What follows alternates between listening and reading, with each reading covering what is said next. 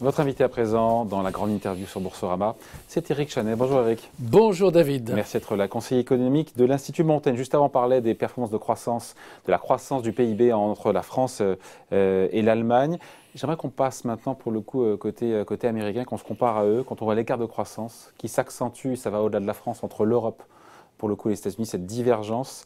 Est-ce qu'elle est problématique? Est-ce qu'elle s'accélère? Et qu'est-ce qui a fait la différence au final, même si l'histoire n'est pas encore totalement écrite?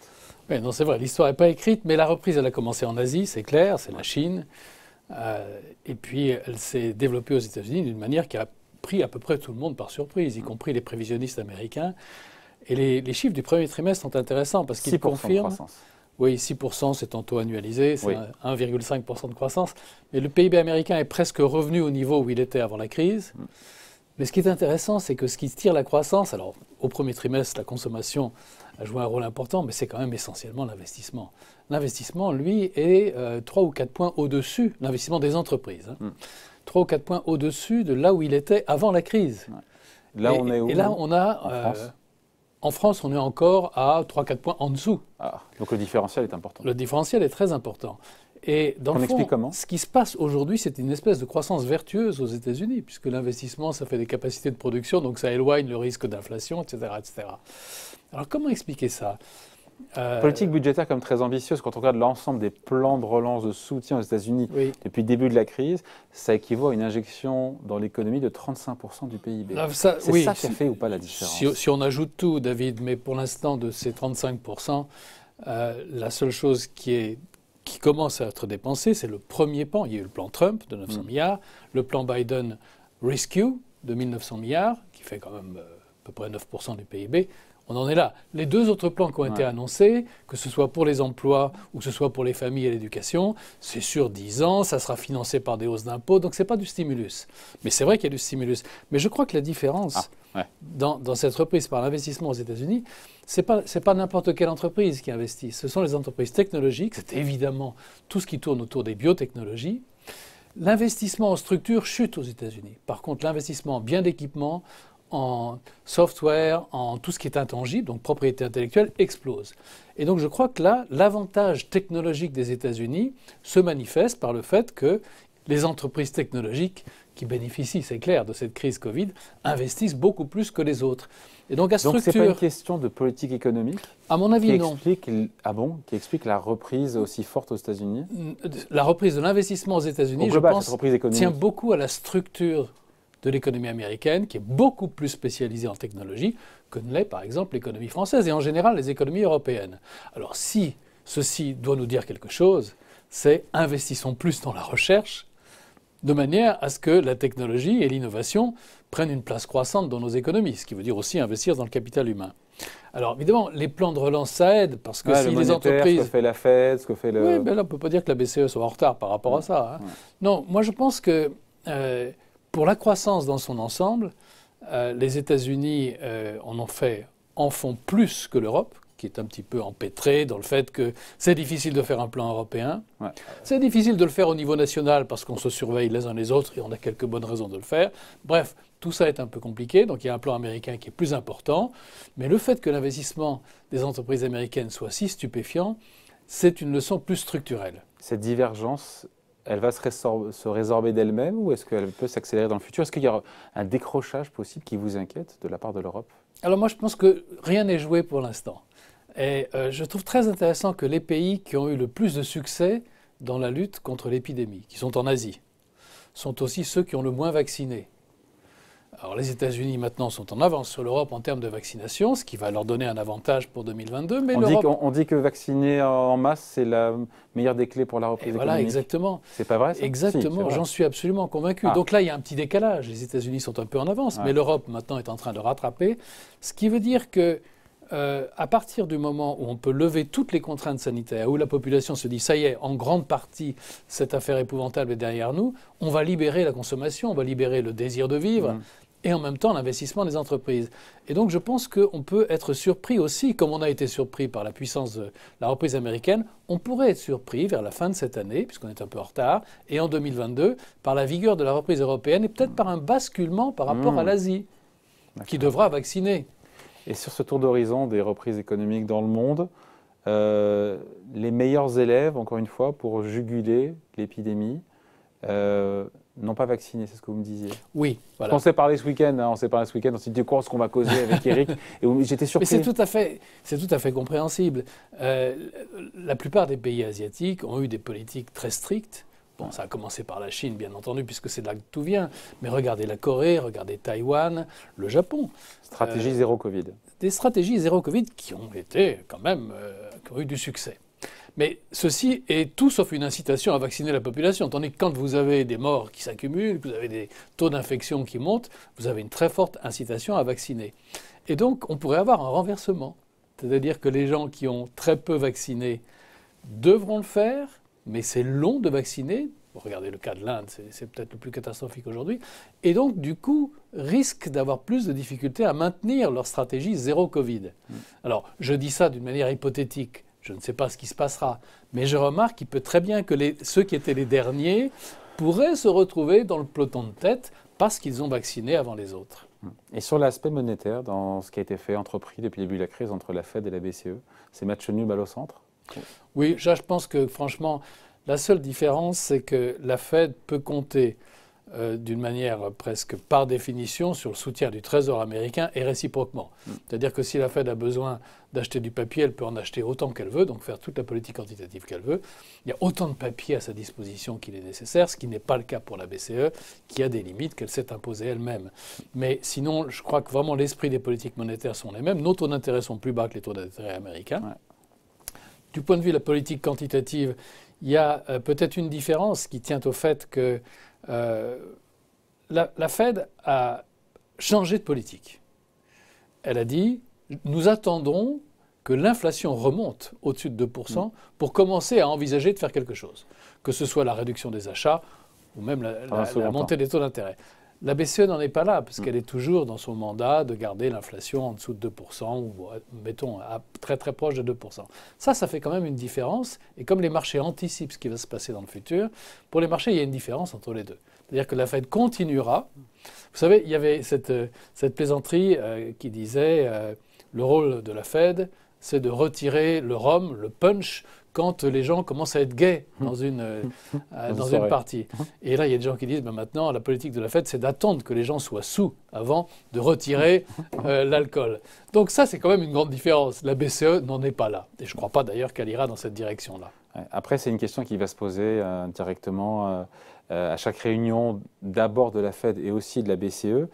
D'autant plus si la reprise économique se confirme partout et que les risques diminuent, c'est la question de taper ou pas taper. Tapper or not tapper. Oui. Le tapering, cette faculté de...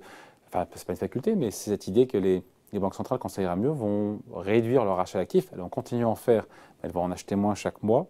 Elles vont devoir sortir du bois et on sait que c'est la Fed qui devra en sortir a priori en premier. Eh bien ça, j'en suis pas sûr. Justement, puisque la Fed a dit, attendons de voir que les gens soient bien sous avant de faire quelque chose. Donc on verra. Si la Fed tient les engagements qu'elle a pris, et c'est quand même un changement très radical par rapport à ce qui se passait auparavant, elle va continuer à acheter 120 milliards de dollars tous les mois. Elle risque de continuer à acheter plus longtemps qu'on ne le pense, de garder les taux d'intérêt là où ils sont, c'est-à-dire quasiment à zéro, plus longtemps qu'on ne le pense. Il risque d'y avoir une certaine incertitude sur ce sujet entre qui commencera à réduire ses achats. Mais vous voyez que pour la BCE, le problème est un peu différent, c'est-à-dire qu'il y a une limite institutionnelle. Alors cette limite institutionnelle, c'est 30% des bons des gouvernements, enfin des obligations des gouvernements d'un pays. Alors on n'y est plus, on en était proche pour certains pays, on n'en est plus puisque grâce à la crise Covid, si je puis dire, les dettes publiques ont tellement augmenté que la barre des 30% du coup est repoussée. Mais vous voyez que là, il y a une différence. Ce n'est pas une question de décision, c'est le cas pour la Fed, mais pour la BCE, il y a une contrainte. Alors, dans l'actualité, il y a aussi, je disais ce week-end, Warren Buffett qui a critiqué l'emballement des marchés de Wall Street pour les SPAC. Vous savez, on en parle souvent ici, ces fameuses coquilles vides qui sont cotées, qui ont 2 ans pour acquérir une cible. Les SPAC qui ont levé encore 90 milliards de dollars depuis le début de l'année. Est-ce que cet engouement est excessif? Il a raison de lever le lièvre, Warren Buffett? Ça existe depuis les années 80, les SPAC. Alors, c'est assez récemment que ça a eu un tel succès. Moi, je suis assez partagé sur le sujet. Je ne suis pas d'abord un spécialiste de ce genre de financement. Mais j'observe quand même qu'il y a une causalité entre les politiques monétaires dont on vient de parler Et puis l'engouement pour les crypto-monnaies, pour les SPAC, les pipes, ça va un petit peu avec. Ça, les pipes? Ce sont les rentrées directes en bourse. Il y a maintenant des... On allie les pipes et les coquilles vides, comme vous les appeliez. Et puis aussi, vous savez, les non-fungible tokens, les NFT, qui ont un succès incroyable. Alors c'est quoi ça? Ça touche le marché de l'art, mais tout ça, c'est quand même la même chose.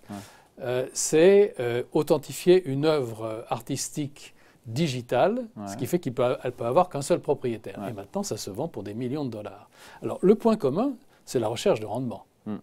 Quand on n'a pas de rendement dans les marchés obligataires, on va dans le private equity. Ça, c'est la faute de la Fed et des banques centrales. C'est la faute, je dis causalité, parce que après, il faut se poser la question, si les banques centrales aujourd'hui avaient des taux d'intérêt à 5%, peut-être que les pays seraient à feu et à sang, et qu'on ne parlerait même pas de ça. Donc, en tout cas, il y a bien une causalité. Des taux d'intérêt très bas, ça pousse à chercher des rendements par tous les moyens. D'où la popularité des... crypto-monnaies. Oui, des crypto-monnaies, des SPAC, etc.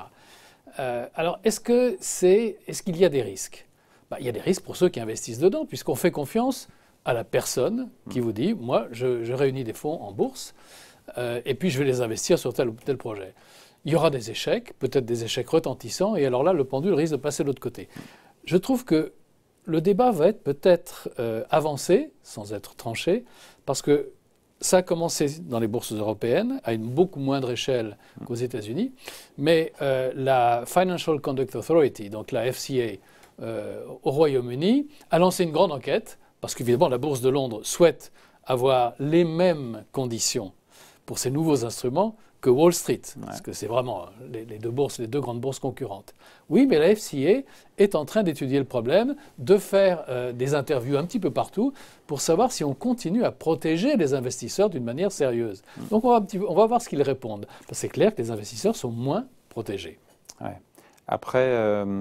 Et sur les cryptos, vous en pensez quoi? Mais ça participe du même phénomène, à savoir que... Moi je pense que ça participe du même phénomène avec un élément de plus, c'est que la crise financière, voilà, il faut remonter loin, la crise financière de 2008-2009 a engendré, en tout cas de la part de tous les gens un peu férus en technologie, les geeks comme on les appelle, une très grande méfiance vis-à-vis des institutions monétaires.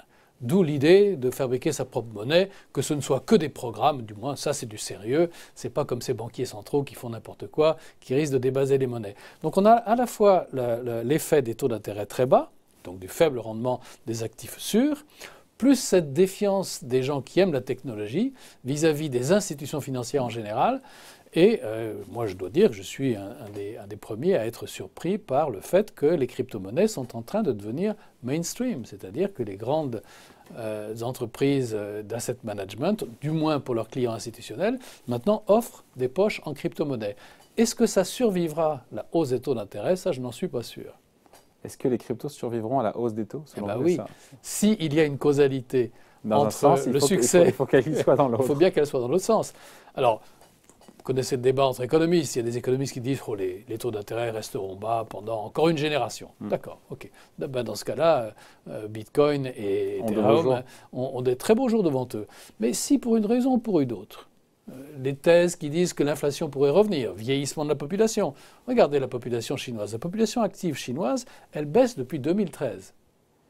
Et donc cet immense réservoir de main-d'œuvre qui contribue à la déflation mondiale, c'est terminé. Le réservoir est épuisé. Donc s'il y a un petit peu d'inflation qui revient, les taux d'intérêt remontent. Alors qu'est-ce qui arrive à Bitcoin? On sait que sa volatilité est terrible, donc il peut s'écraser à ce moment-là. Et qu'est-ce qui arrive au marché actions aussi? Parce que Warren Buffett qui compare les marchés boursiers pour le coup à un casino ce week-end, lors de sa réunion d'Assemblée Générale, et des marchés qu'il dit, en gros, finalement, casino dit déconnecter de la réalité. Oui, je suis assez suspicieux là-dessus. Enfin, Buffett, évidemment, quelqu'un de très respectable. Mais ce qui tire les marchés, ce sont deux éléments. Il y a un élément macroéconomique qui peut être discuté, c'est la conviction que les taux d'intérêt vont rester très bas pendant très longtemps. Donc si je valorise les profits futurs avec les taux d'intérêt à zéro, eh bien les marchés d'actions pourraient aller à l'infini, qui seraient encore correctement valorisés. Du moins si les entreprises survivent pour un temps infini. Mais la deuxième raison quand même, c'est la technologie, les biotechnologies, et l'idée que cette crise Covid a montré qu'il y a des gisements de productivité faramineux dans l'innovation scientifique. On n'aurait jamais pu imaginer, avant cette crise, l'OMS chaque année disait au gouvernement, il y aura une pandémie, soyez préparés. Les gouvernements n'étaient pas préparés. Les scientifiques, eux, ont répondu à une vitesse phénoménale. Et non seulement la science, mais c'est allé jusqu'à la fabrication du vaccin. Et donc ceci est peut-être une espèce d'avertissement que la productivité va enfin accélérer. Auquel cas, les valorisations boursières ne sont peut-être pas si excessives que cela, du moins dans ces secteurs-là. Bon, juste avant de se quitter, j'aurais dû en parler, quand vous me disiez la différence sur le différentiel de croissance entre les États-Unis et l'Europe vient de l'investissement, vient de l'éducation, etc. Est-ce que pour nous, il faudrait qu'il y ait un deuxième plan de relance en France? Il y a ce sujet, on a vu le président de la République ce week-end parler d'un deuxième temps de la relance avec des concertations qui seront menées cet été.